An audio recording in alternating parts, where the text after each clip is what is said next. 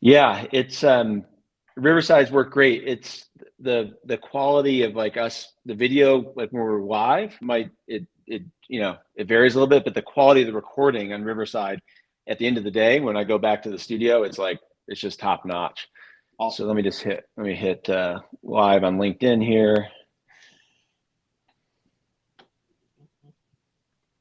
Okay, cool. Good morning, everybody. Timo here with basin.live, another session for Gitcoin Gitcoin Alpha Climate Solutions Round. I'm here with John Ruth from the Solar Foundation this morning. How are you, John?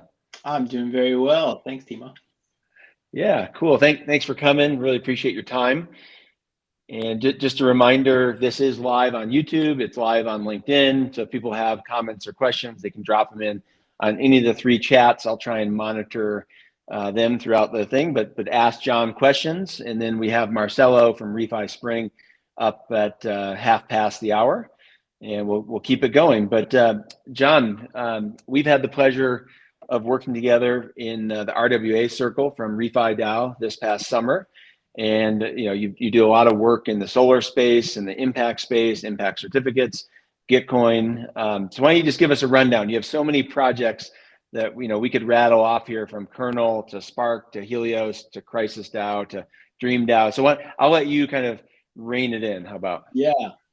Well, yeah, I would definitely love to talk about the foundation, the Solar Foundation, but as you mentioned, I'm a contributor at the Dream DAO, which is an amazing DAO folks should check out. That's all about educating Gen Z folks on Web3 technology and then helping to place them into internships.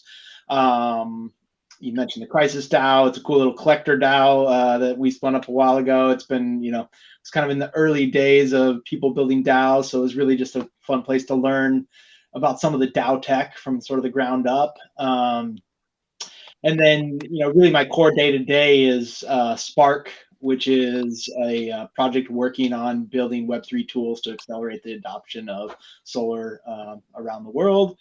And particularly around funding, we're kind of working both on funding solar directly and then also working sort of in the renewable energy certificate space on how do we bring certain RECs on chain, and then how can we use those as a money Lego for building all sorts of cool stuff. And I know I've watched a few of your lives, so maybe I'll make that the last of the super jargony, but the idea of like a money Lego for anybody that's maybe not as Web3 centric is just that we're building sort of all of these different software tools that we hope can sort of work together to do new and exciting things. So the idea is we can have renewable energy certificates as this little computer program that then you could attach to other computer programs to maybe offset the energy that they've used, or to help to fund solar, or to do some interesting things. So that's sort of the idea of that terminology.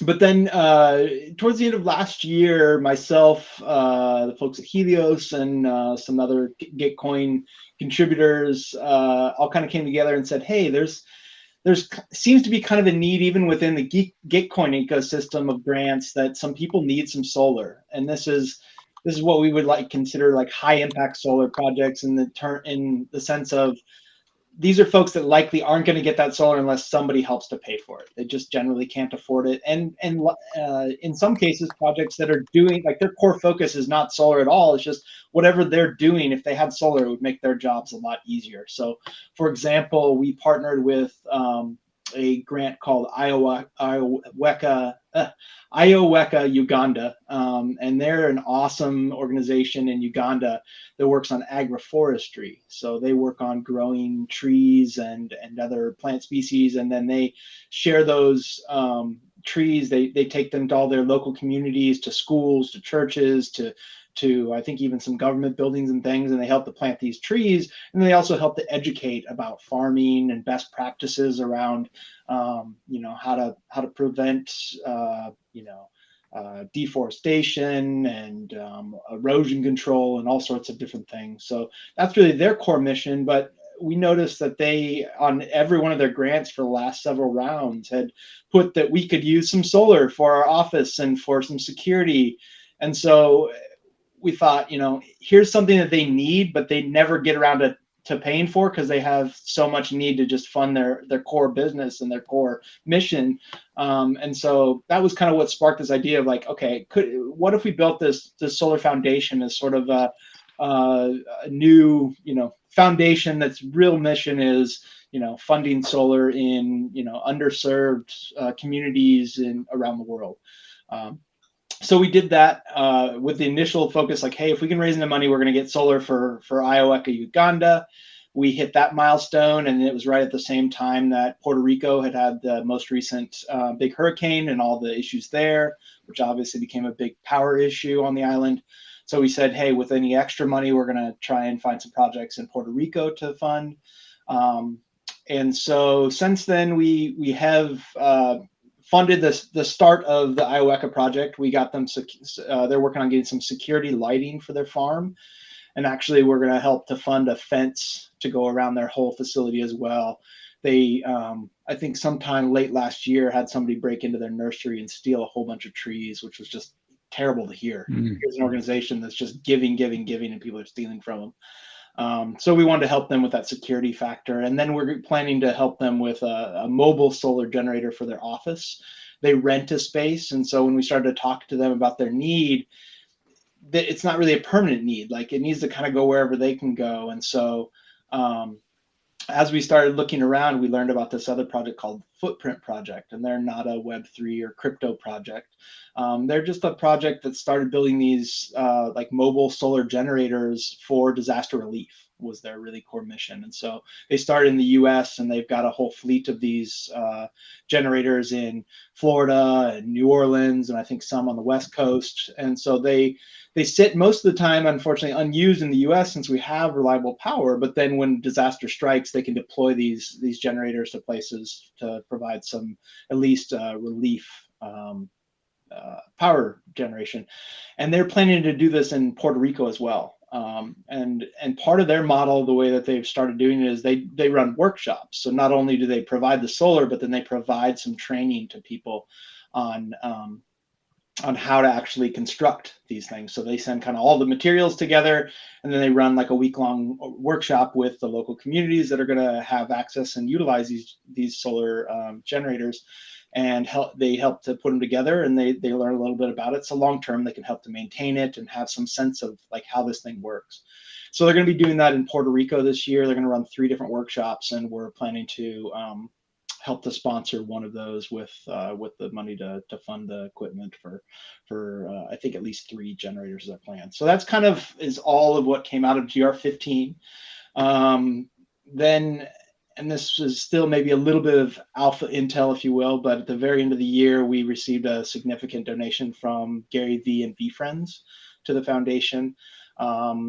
His VFriends, the NFT project, has been donating to kind of nonprofits out of a portion of their sales each year, and so we were lucky to be one of their sponsors. So that has given us kind of a little seed nest egg here moving into 2023. And so we've got a list of about 4 or 5 different projects that we would like to do at this point to get started, but we're kind of excited about the impact we can create. And then another piece, and then I'll pause because you probably have some questions, or maybe there'll be some questions in the chat. But part of this is about like a foundation to fund solar, and that's like important. But there's plenty of nonprofits out there. There's even plenty of nonprofits, or at least some nonprofits, that are doing similar work. So kind of the extra, the kind of a little more Web3 angle, or sort of where we're trying to take this to the next level, is we see the nonprofit model to some extent as a little bit broken. Unfortunately, nonprofits spend a vast majority of their time fundraising and not enough time doing whatever their core mission is. And so we really want to be doing a lot of research and trying to test out ways that we can use these new Web3, crypto, decentralized finance, and kind of tools to make it so our treasury can go further. So whether that is, putting a portion of our treasury into some sort of mechanism that can earn us a yield on that money, so we can grow that treasury while it's sitting maybe stagnant, waiting for projects to be funded. But what does it also look like to begin to do maybe microloans to folks?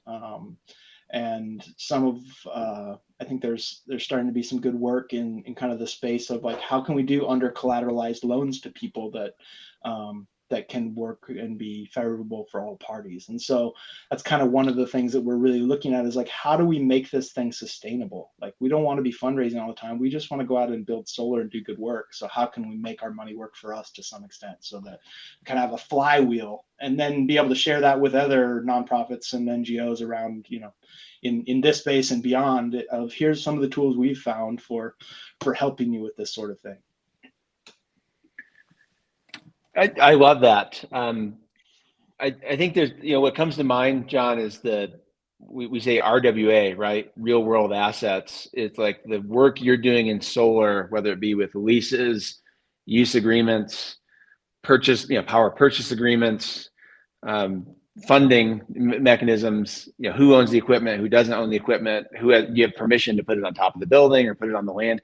Like there's really nothing more real world asset than like the world, the work you're doing, because it's producing energy, which is a real world asset. So it's like this trend of moving stuff, on chain to use the tools, or like you said, the money Legos, to make them work faster, better together. So it's that really comes to mind, is that focus on real world assets. And I think there's a lot of overlap of what you're doing and learnings that the solar industry and the energy industry has used, like the oil and gas industry. Like that's what we're using over in Basin, is like the LLC agreements and the different, we're trying to look at the mineral rights and how do you separate the use from whatever you're trying to get, whether it be carbon or nature or biodiversity, separate from the real estate. And so you can actually finance that capital stack better. So I'd love to just like acknowledge that we need to keep collaborating and I think like people tend to look at like solar as like something different from real estate, or like energy is something different from real estate, but it's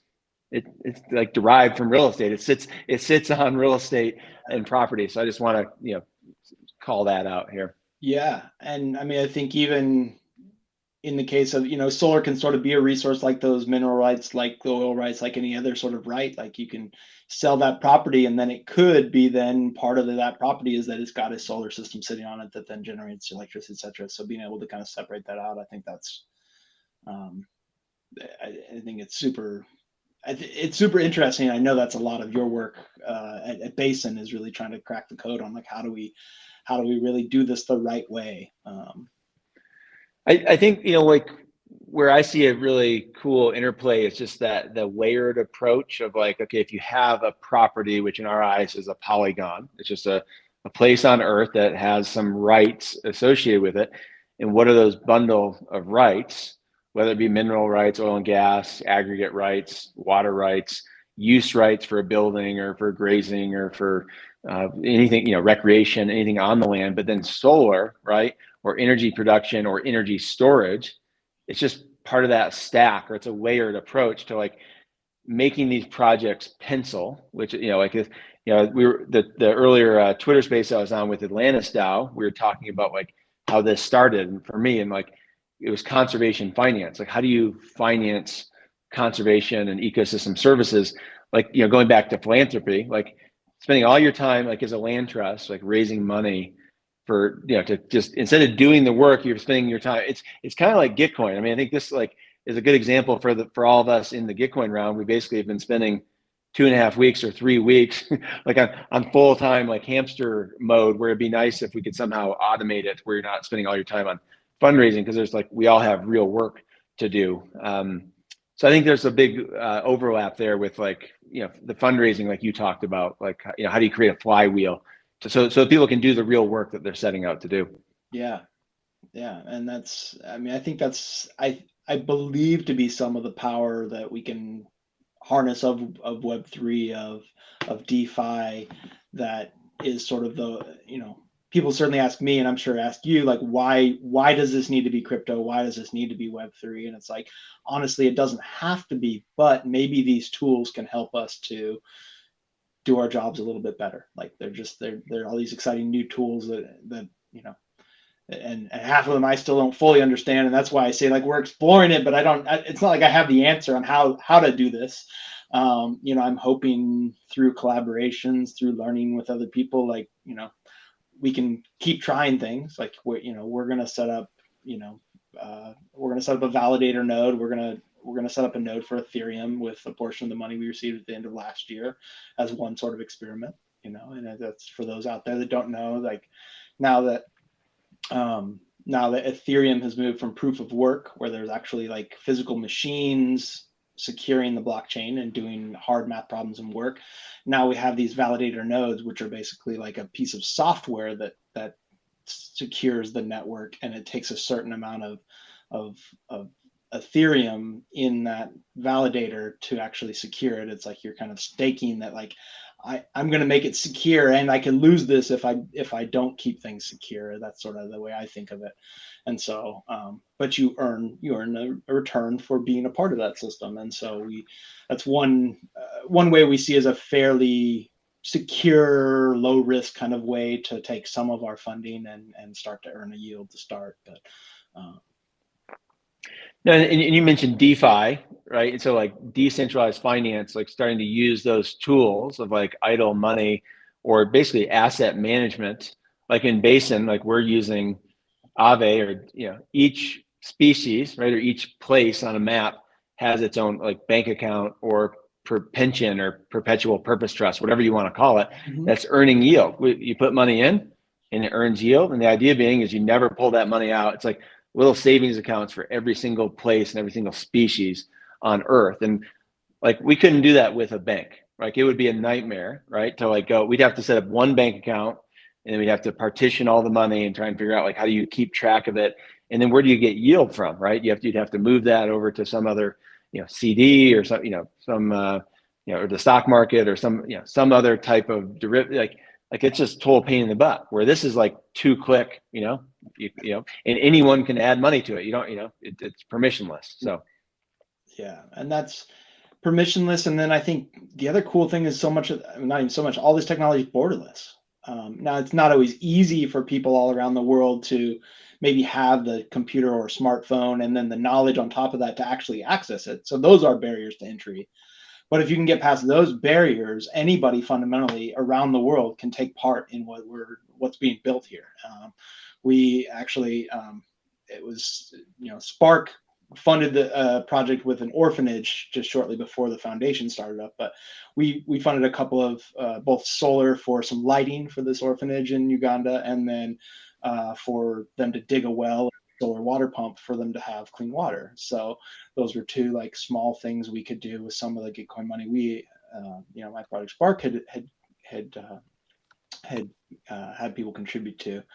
And the reason I mention it is then most recently I learned about this project called Litter Token, which I was like, well, this is interesting. And what they do is they pay people to pick up litter.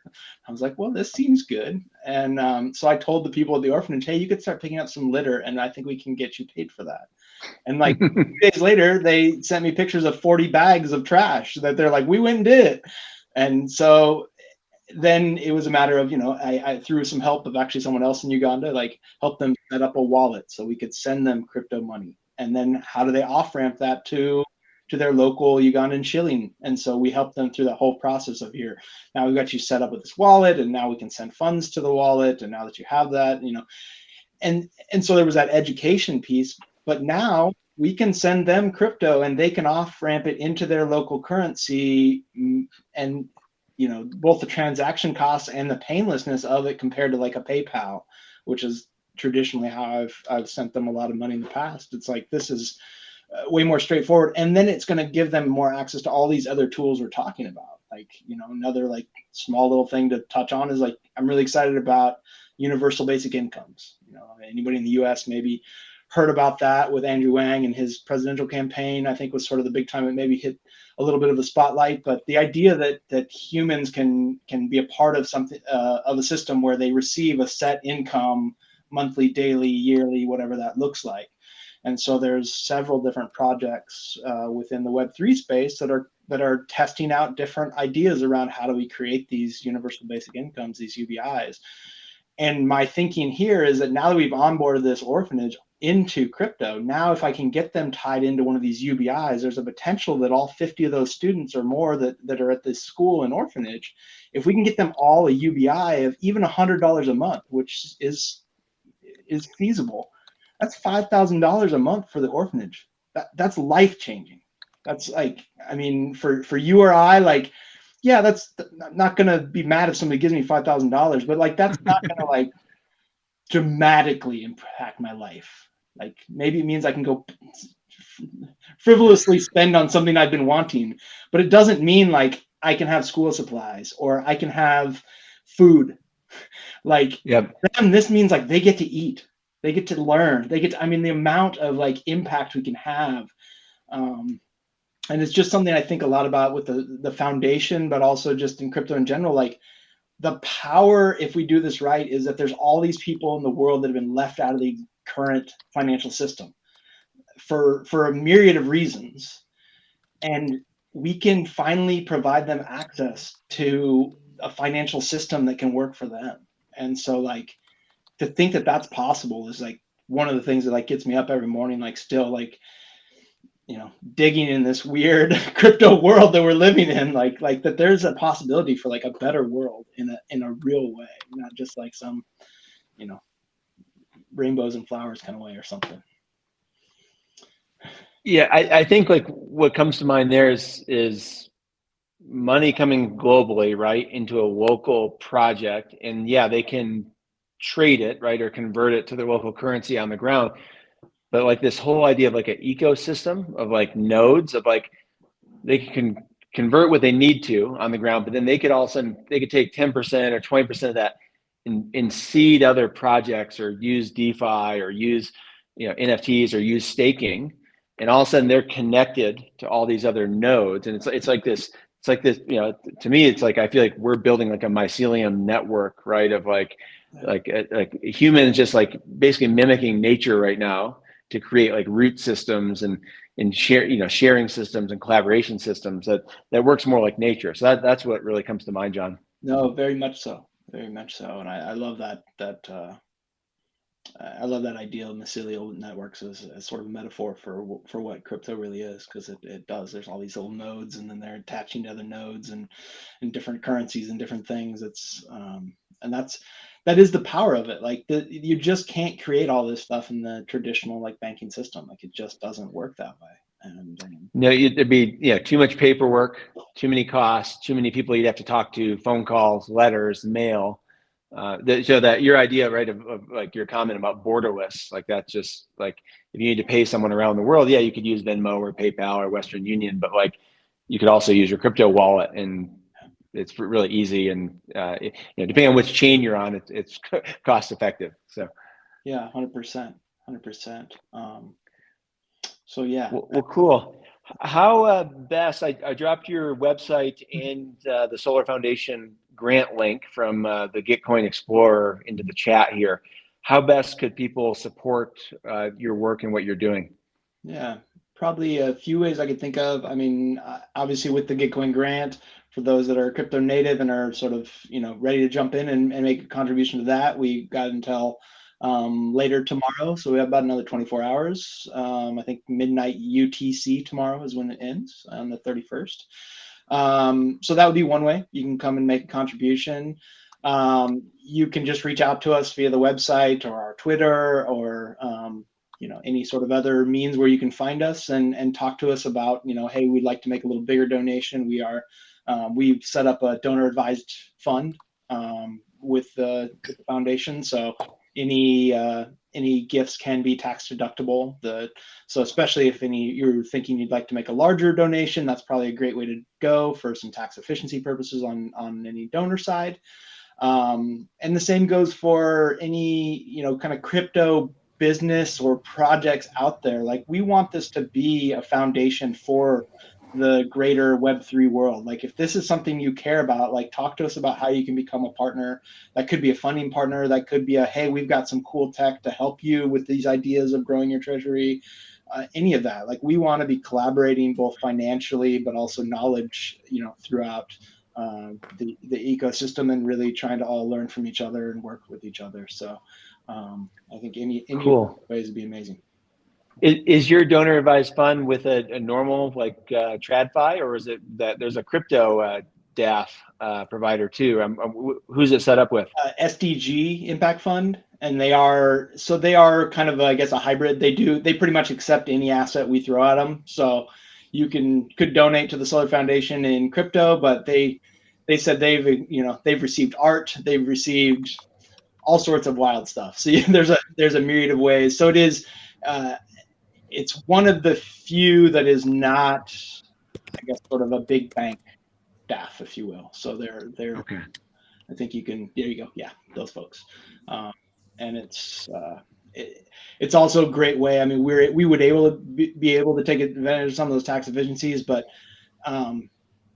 while we work within the DAF, that also presents us with, as we grow this treasury, we're not necessarily having to pay any taxes or anything on any gains of that treasury along the way too. So that's it feels like a pretty good way to go, at least for the start for us.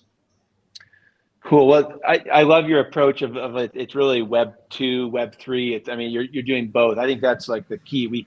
We can't just sit over here and ignore, right, the traditional system or the existing system we live within and operate in with every day. We can build new tools and made the most cost efficient and most time efficient one the easiest to use and the more transparent community owned win. So we'll see. Yeah, I mean, we're stronger together, and that means Web 2, Web 3. Like, we all have to work together to make a difference on this planet. Like, at the end of the day, I think a lot of us, at least, are kind of climate focused, and if we're going to solve for the tremendous issue of climate change, and really that's for humans. It's not about saving the planet; it's about saving the humans. Like, the planet will survive without us. It's all about, like, do we want to keep, like, getting to live here and hang out and enjoy our lives and our families, or do we not? Yeah, I think that's the narrative that needs to change. Exactly what you just said. Of like, it's more about the human species being able to live here and being able to deal with the climatic changes and be able to enjoy the quality of life we've had for so long. Otherwise, we're the ones who are going to suffer. It's not nature will be fine, like you said. Nature will be fine without us. Yeah, 100%. Well, I see Marcelo has joined us. So I think we're probably right at about time, but I really appreciate you having me on, and yeah, definitely look forward to collaborating more. And I need to kind of tune back into. I know you've been releasing a lot of stuff and a lot of exciting new stuff in Basin. I need to take a minute to dig back in and get caught up, and that'd be great to jam and see where there's crossover and connections. Cool, John. Well, really appreciate it. For all those watching, listening, please check out the Solar Foundation. We dropped the grant there in the link, or you can go to solarfoundation.xyz and support their work. So thanks, John, and we'll see you on the interwebs. Sounds great. Appreciate you. Okay, you too. Great. And please welcome to Basin Live, Marcelo Silva from Refi Spring. How you doing, Marcelo? Yo. Can you hear me well? It's everything good? Yeah, sounds good. Let me try to change the mic. I think it's on the bad one. It's on the...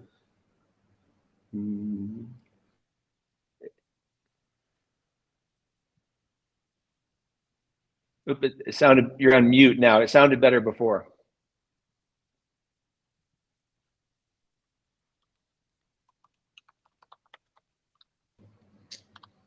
It's... Are you getting feedback or something? No, it's because it's on the microphone of the computer and not on this one, I think. Oh, right. Okay. Don't worry about it. We'll do post-production on it.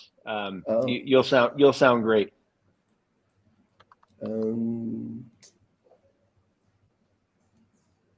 Okay. Let's go then.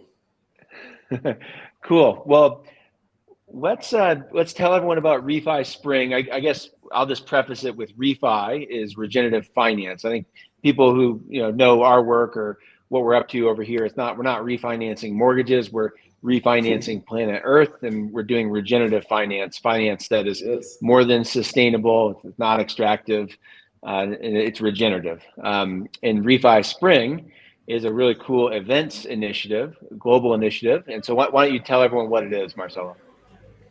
Basically, Refi Spring is a nonprofit organization aimed at helping traditional communities, mostly in the global south, to have the first contact with the refi ecosystem and refi tools um, in a safe way. And we do that by supporting in-person events in those locations. And it started actually as a series of events. It's supposed to happen in the spring of 2022. The idea of the name came from Felix from Crypto Commons Association, and by the time we had this idea of running the events during the spring, the refi events, but most of the events failed because by the time we didn't have in the ecosystem the content, speakers, framework for refi events, and the narrative to put together Gigians and climate activists and land stewards, etc., in the same room. So this was the struggle we have to overcome. And then we started with the idea of why not having an organization to support the organizers. Why not build those things that we realize there are lacking in the ecosystem, like the content, the framework, the list. And or we got a grant from climate to work as a team dedicated to this mission. And then we end up 2022 with supporting 27 events in, Wow. I think it was like more than 18 countries, if I'm not wrong. And for this year, we are aiming for 30 events, to support 30 events. And the and it's been an amazing journey. We are learning a lot. We are like, it's been amazing. Well, that's legit. Like 30 events in a year or all around the world to, supporting on the ground collaboration and connections and whatnot. That's awesome. So kudos. Thank you, thank you. And we have been working a lot this year because apart from we are not in the same situation as an ecosystem as we are in the end of 2021. But today we have a lot of content, we have a lot of different refi ventures around the world. So um, as the needs had changed, we also changed the approach we are going to in terms of the support we are going to give for the event organizers. And one of the supports is a part of the support. It's weekly sessions for collective learning and sharing of experience about the struggles and the opportunities that we have organizing refi events. So we put together like first time organizers with persons that had organized like 5 refi events. And we are looking forward to have like those organizers together sharing the experience and building this global network of local communities, as I think this is part of our narrative. To me, that's the trend right now. Is like, there's been a lot of global talk, but like this idea of like place by place by place, project by project by project.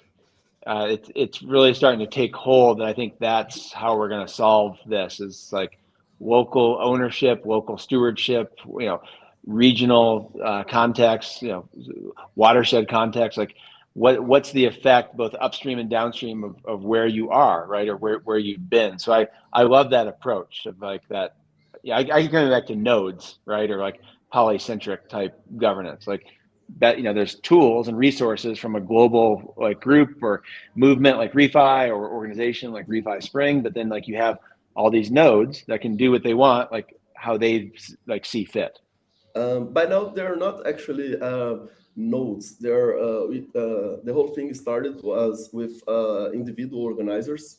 People that had just like bumped into the refi as a topic and started to think, hey, this my community fits this movement and this opportunity of getting support to organizing events. It's good to us. And then we had events, for example, in Uganda. We had events in Kenya. We had events in Costa Rica. And the nicer thing that I can think of about those events were the coordination between organizers. For example, for the one in Uganda, we have the contribution of Kennedy from Shamba Network from Kenya, and Emma from Cello, Uganda. And for the event in Costa Rica, I think they had 3 different events there. We got the help from Cambiatus, which is an organization which support local communities to develop their own non-financial tokens. And in the events launched an initiative called Coffee Blocks in order to tokenize the production of coffee in Costa Rica. So I think the best outcome that we have from the events is the coordination between the organizers. But by now we don't have uh, some kind of governance over them. We just give the support, and then some of them start to hang out with us on social media, and we are actually most of them. I cannot remember like one organizer are not like in contact with us today, because apart from the support in terms of funding, marketing, etc., we also give support in terms of network. And this actually it's a good thing for a community that just had the first event, because after having the first event, now they are very curious, they're very anxious about what they can build together, which initiatives they already have that can be integrated with the rest of the ecosystem. And then we start to connect them with protocols, with other organizers from abroad. And this is what creates the sparkle of the coordination. And I organic network actually. There is no a lot of governance. I like to see this as a good thing. Yeah, no, I love it. I mean, it's a network, a support network of mutual trust, shared resources. Like like your website says, a movement or renaissance. There's never been a stronger need to Yes. regenerate the earth. Um, some of the work I've done with the Climate Collective, which by the way is made Basin Live possible, and also the RWA for refi report that I'm doing. Climate Collective, like the focus on real world assets. When I hear what you're doing, like RWA, real world assets, to me, like in place people with resources, tools, like to me, that's real world impact. Like that's like it's easy to think of real world assets as like, carbon tokens or real estate or securities. Like look at the like people, right, and knowledge and expertise like that. Like I put that in the RWA category. Do you feel the same way? Yes, because my understanding of refi is it's a set of tools to support the people that are actually regenerating the earth, people that are regenerating and conservating the earth, but mostly regenerating. And what we do is to support those people, because most of the organizers are not only refi and not only.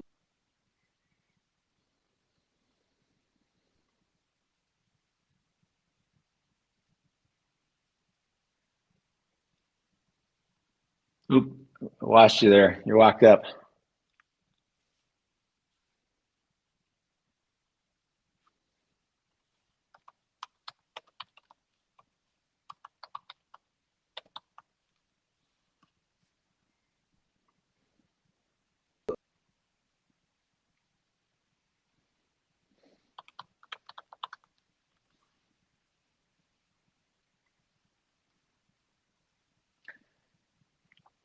We'll give Marcelo a minute to rejoin. Looks like there's some internet issues.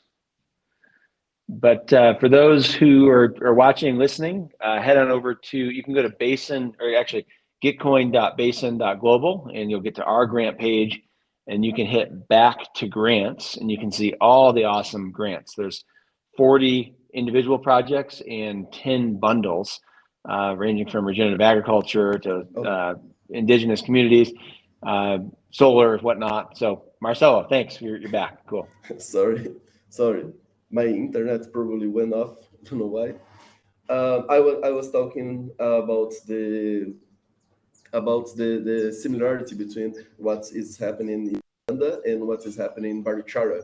In Barichara, we had our rock star from the refi ecosystem, Joe Brewer, and there, they are regenerating the landscape of the city Barichara, which is like the bioregion, the bioregion, so to say, and uh, both of them are regenerating the earth, regenerating the land, and we are by for this year we are very focused on building more ways, more paths for them to come together in terms of coordination, because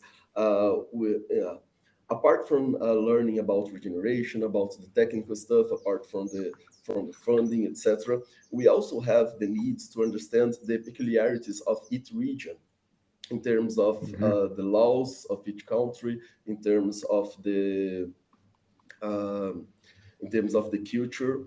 And for example, a curiosity about Brazil is that here in Brazil, actually I'm based in Brazil, I forgot to say, but apart from the here in Brazil, more than a half of the documents about land ownership are false. They're like totally illegal. And this is not like an activist denounce. No, this is a statistic data about land ownership here. And without this kind of understanding, it will be hard for a project, an initiative from abroad to come here and start here. So I think this network of local organizers, of local communities, can provide the data, the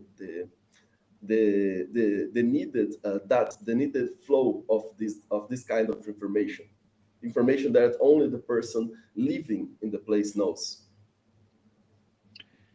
I love that. I mean, it's so location specific and in context specific of whether it be the ecosystem or the ecology or the biodiversity or the laws and the cultures and customs. Like like how we do something in the United States is very different than how in Brazil or Japan or Uganda. They're very different things. So having that local expertise and that local like resource to tap into, I think is huge.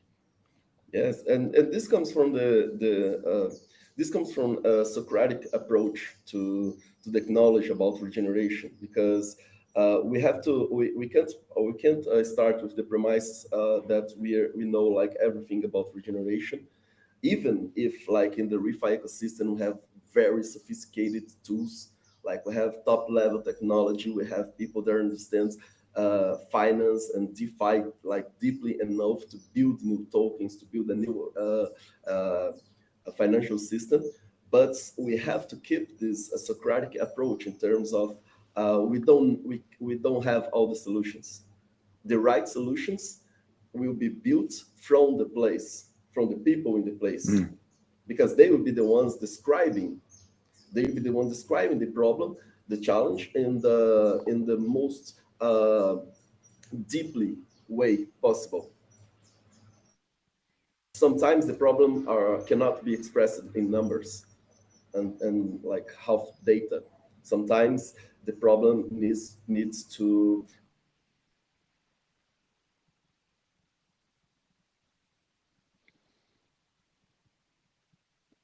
If I'm losing you again, unfortunately. Oh, sorry. Oh, there we go. Now you're back. I can hear you. Oh, thank you. Thank you. The numbers, yeah. What comes to mind is my wife is an acupuncturist, so she studied Oriental medicine, and we compare it to the traditional Western medicine all the time. And we've recently been back and forth to the veterinarian on a cat thing.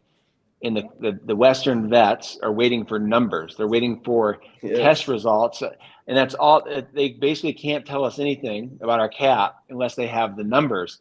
And my wife's like, well, why can't they look at like, oh, his stomach's hot and he's acting a certain way and he's eating and doing, this stuff. And like, so like what you're saying is like, it's a systemic problem, not just in like land reuse and like, science, but it's like, in medicine and other in business. There's like a more intuitive and like natural approach. I think that's important that we Yes. need to tap back into.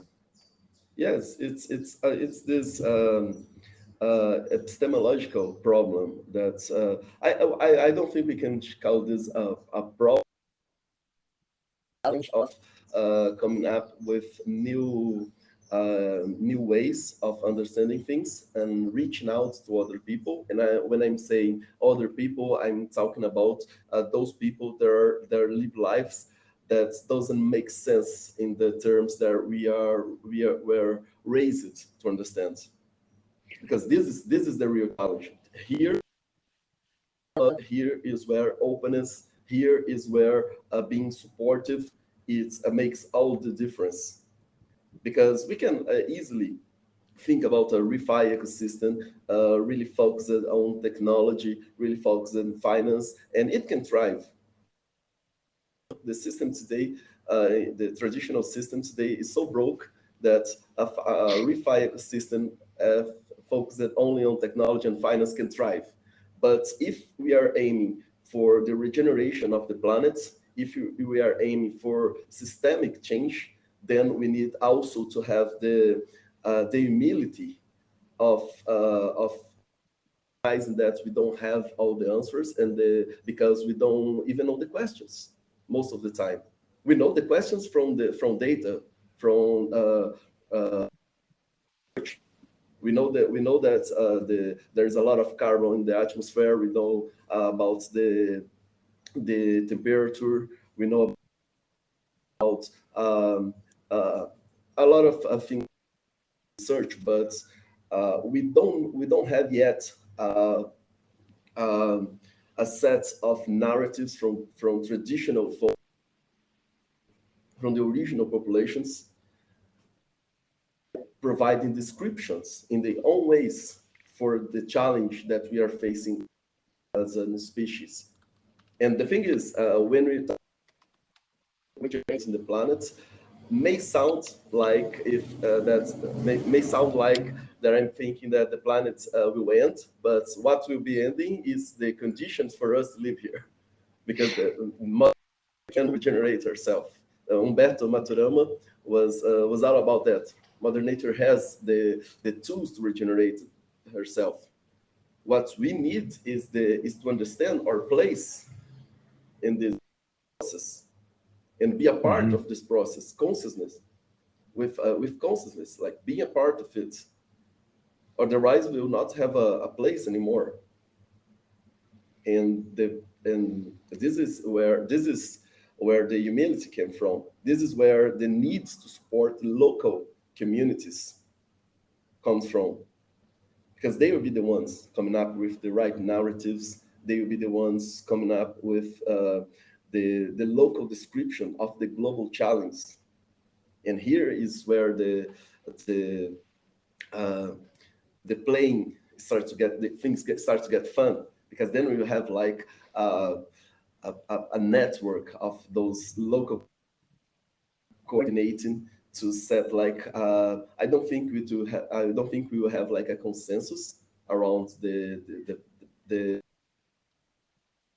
of the challenge that we're facing as a species, but I think we can have a consensus around listening to each other.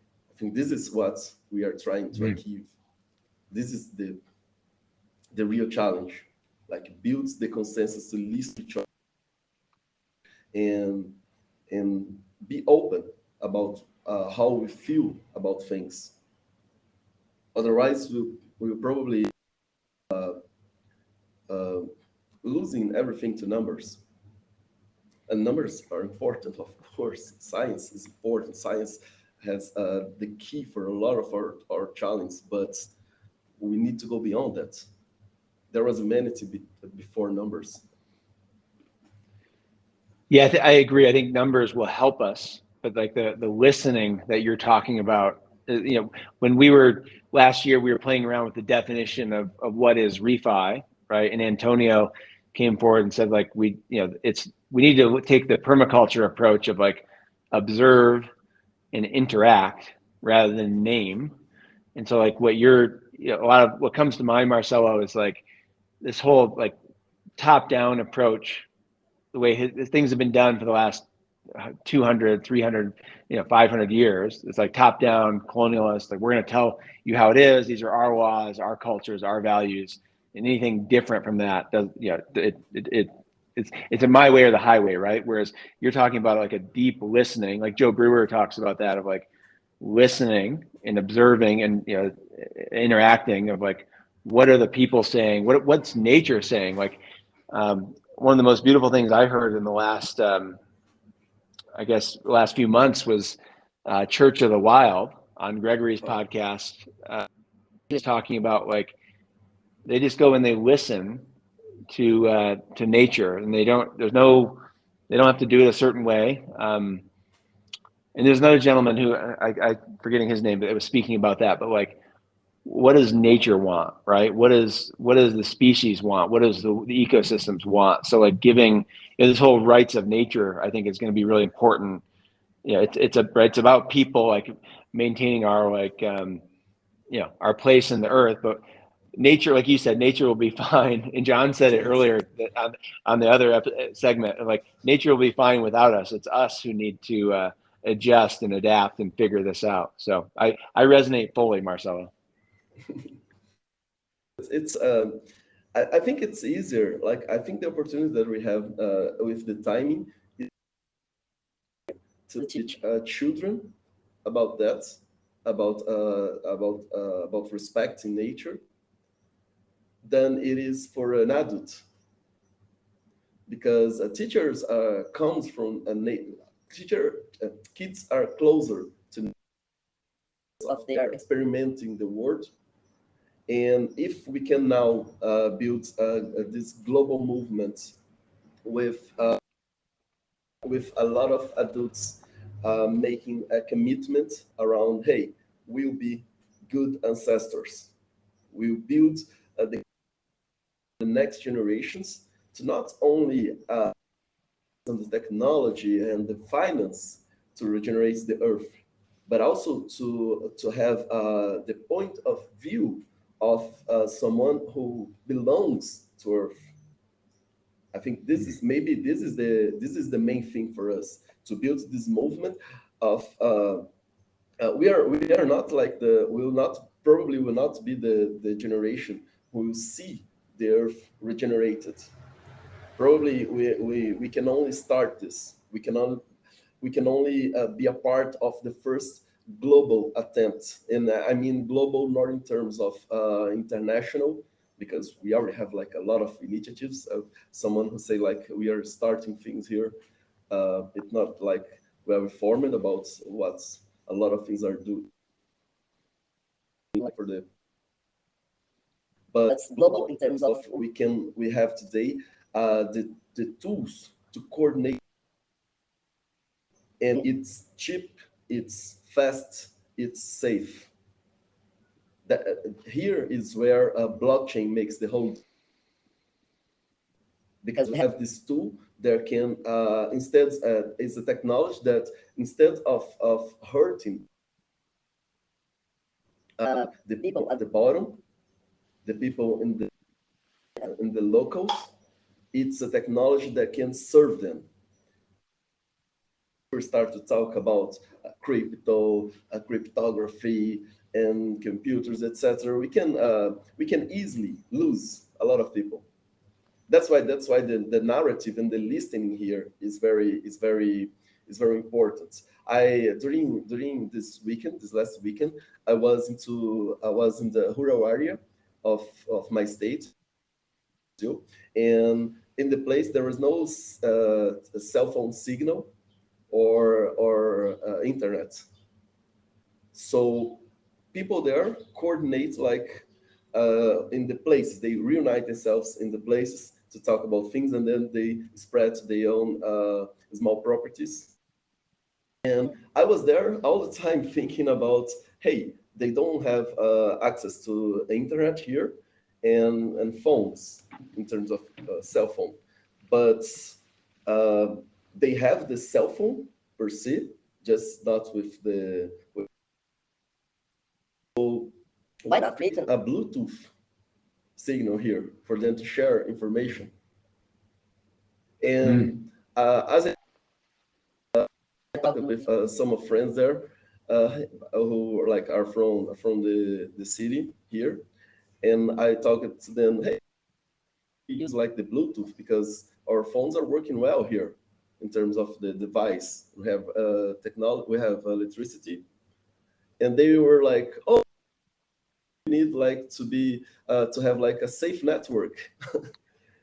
And we will probably not, and people will not be very keen to obey to each other in terms of the coordination. So we need something for people like to be able to do their own thing in the properties. And this has nothing to do with a DAO, but uh, I mean, if I went there and started to talk about DAOs and blockchain, etc., probably to like push people. But the as I started to talk about a local network coordination, people are like more open to listen to it. I think maybe this is another important thing, like the wording that we have today in the refi ecosystem. I can see that we have a lot of people today really focused on building very powerful narratives for refi to bring refi the refi ecosystem to local communities, but yet we are very we can easily be described as a global network of green nerds. I think this is like one of the levels that we can that we can like set on ourselves. But I think we are in the right direction as an ecosystem. We are in the have the best timing in terms of the emergency, the generations changing fast, the technology, and the challenge that we have about the main thing, which is we need to start now at the urgency. The challenges are like, what is the best tool to address this or that problem narrative? So they are like a good challenge to have. I like how you reframed several times throughout the conversation. You reframed problem as challenge. I love Yes, that way of thinking. Yeah, yeah, yes, cool. because we have problems is like um, very hostile obstacles to what we are trying to achieve, but challenges are just like a part of the path. And if we think in terms of challenge, then we'll be thinking like a path to we will be thinking of us as evolving in the path and not facing big obstacles that can like be really ugly. Well, cool, Marcelo. I really appreciate you coming by to share about Refi Spring. Um, the local approach, global starts local approach of like, place by place by place really resonates with me. And like one of my favorite things, just for reference, of doing the Basin Live series has been face to face, like seeing people all over the world. You call from Brazil. Um, Ignacio is in Chile. Dorino was in Sicily. John was in Lisbon. Magenta was in Yes, Boston. I mean, it's you have Kennedy and you have Pranav, like people from all over the world, yes. like I doing this work. So like you're right at the heart of it, which is cool. Yes, I just came from a call with a guy from Japan organizing a refi rackathon there. So we are like global. Cool. And to your point also about like the wording, right, or the communication, like seeing these other refi events pop up in other languages is like totally cool also, like Yes. the Japan one. There's Refi India. Like you're like, oh, cool. It's not. This doesn't have to be in English. And Yes, of Pranav and I course. talked about that. Yeah. Yes, we had this peculiarity in Brazil, where like we don't speak language of the continents, and we don't speak English too. We just speak Portuguese, and our Portuguese is very different from Portugal Portuguese. So I can easily understand the for like refi contents in local languages. And I think Pranav is doing an amazing job in terms of with the refi ambassadors thing, which is like bringing refi in the local language, refi content. I love that. Yeah. Yeah. I totally agree. Well, cool. We got a busy couple days here wrapping up the Gitcoin round. I'm sure you have other events you got to get to. So thanks for your time. Thanks for all your work. And I look forward to meeting you in person sometime. Yes, yes.